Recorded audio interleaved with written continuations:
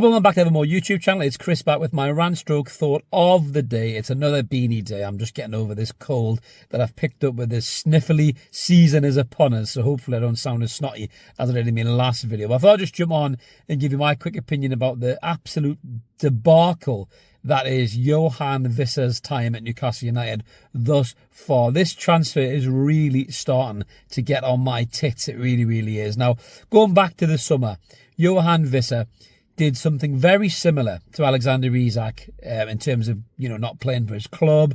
It wasn't quite as extreme, I don't believe, as Alexander Isak in terms of pissing off to Spain when the manager didn't know, the ridiculous statements that came out and all that kind of stuff. But it was very much of a similar tone. It was a similar song, just sang by a different artist, in terms of, I think, the way he disrespected Brentford. And Brentford fans have every right to laugh their arse off with how this disastrous transfer at Newcastle United has played out for Yoane Wissa and Newcastle United, much as we're doing about Alexander Isak to Liverpool. So I'm not going to have double standards there. But we paid massively over the odds for a player who was 29, going on at 30 this season. 55 million quid or whatever it may be, because we were desperate. There's no doubt about it. Newcastle were desperate to get a player who could come in, who could play in a similar style to Alexander Isak, with pace on the shoulder, get in behind defences, stretch them, all that kind of stuff. That's not what Nick Voltemade was brought in to do. Nick Voltemade was brought in as a bit of a project player in terms of, yes, this kid's got ability. He holds the ball up really well. He's got great feet, all of that. Can Eddie spend a bit of time on the training pitch and try and make him into more of a number 9 than he was when we signed him? And Yoane Wissa could plug the Alexander Isak-shaped hole in the squad, winner, chicken dinner. But it didn't work out that way, because not only did Yoane Wissa show terrible decision-making by treating Brentford with such disrespect to force his move, he showed even worse decision-making by then having no pre-season and jumping on a plane and going off to play for DR Congo. And I know some of you will be in the comments going, oh, but Chris, it's his country, and all that stuff, right? But listen, the kid's 29 or 30 years old. This is the last big move he's going to get. Chance to play Champions League football. He was talking about it loads in his pre-match interview, and he had to be sensible there. Did he really have to go and play in those Congo games? Maybe not.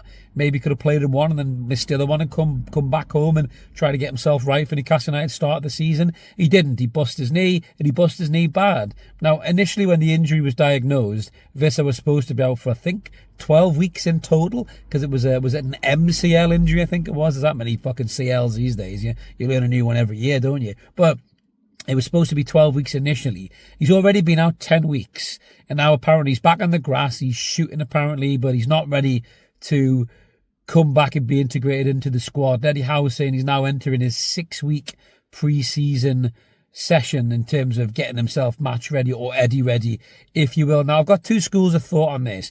Is Eddie Howe doing this so that DR Congo cannot and will not call up Yoane Wissa to the African Cup of Nations squad, which needs to be announced before the 11th of December, because the whole thing starts on the 21st of December.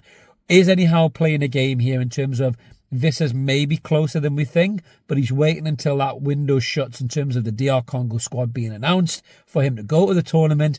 And he's not giving him game time until then. Nick Voltemade, a lot of pressures on Nick Voltemade, but he's handling it very well. He's starved of service. The team is not geared up to give him the ball at all. I think he's only got 1 in 6 now, I think, in his last few games for Newcastle. But is he just going to put his trust in Nick Voltemade, possibly with the likes of Anthony Gordon being able to make it be a makeshift centre-forward, which I think is a terrible decision, because Gordon can't strike a match, let alone finish, in terms of a number 9. And I hate that suggestion of even putting him up there, because I just don't think he's good enough. I'd rather have Harvey Barnes there, if anyone. At least he can score. But is Eddie Howe playing a game here to try and stop DR Congo calling up Yoane Wissa to the African Cup of Nations squad? Maybe he is. Maybe he is.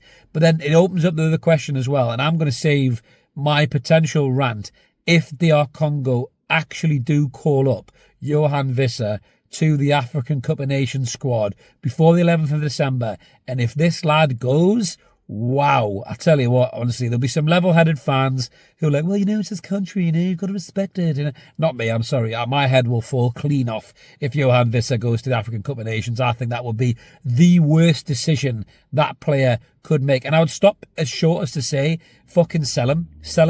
put him over to the Saudi League and do a swap deal and try and get Ivan Toney back or something like that. I know some of you might not want that, but just get rid. If he's going to be disrespectful that much to Newcastle United after chasing him all summer, putting up with his shit for the whole Brentford scenario, paying way over the odds for him and supporting him through his injury, if the minute he gets back to feeling remotely 60-70% fit, he fucks off on a plane to play in the African Cup of Nations, I will lose my marbles, and I'm sure a lot of fans will do as well. It's turning into a horrendous signing.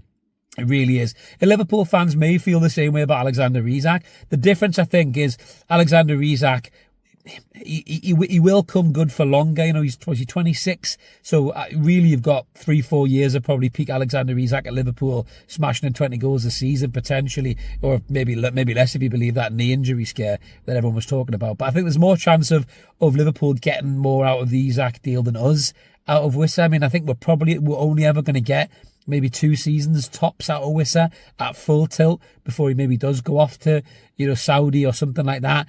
And we've lost the whole season practically. And if he comes back, if he doesn't go to AFCON and he comes back, what happens if he's not sharp enough? What happens if he picks up another knock and we'll lose him for the majority of the season? So overall, it's been a terrible sign in the Yoane Wissa deal. It really, really has. And, you know, part of me feels sorry for Vissa because, you know, it's just bad fortune that he had that injury, but it's also really bad planning and bad decision-making by Yoane Wissa to go and play on pitches that are like building sites and not think he's going to get hurt with absolutely zero pre-season and not a lot of conditioning in his body. He should know better as a 29-year-old professional, and he shouldn't have went on those DR Congo games, in my opinion. And he would have played for Newcastle a dozen or so times now, possibly got 10 goals, maybe have us in a higher league position, and could go to the AFCON with the club's blessing. But I just don't think that can happen on this occasion. But I think Howe's playing a game here, keeping him back for as long as he can until DR Congo have to blink, have to choose that squad, and Yoane Wissa is not going to be in it. But if they're in conversation with the player and he says he feels good, they may call him up, and then Newcastle and DR Congo are headed for a massive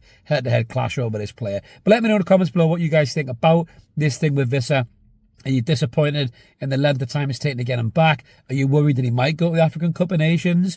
Let me know in the comments. Always like to hear from you. Big game today against Manchester City as I'm recording it. We'll be on with all the usual post-match content. Hopefully Newcastle get a result.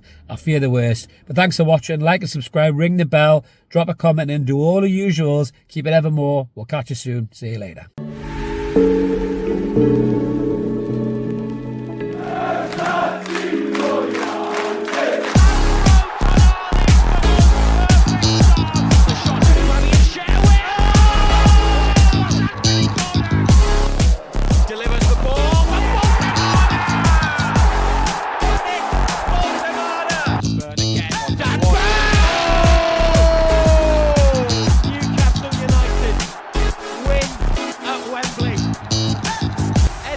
Heroes celebrate. They have done it.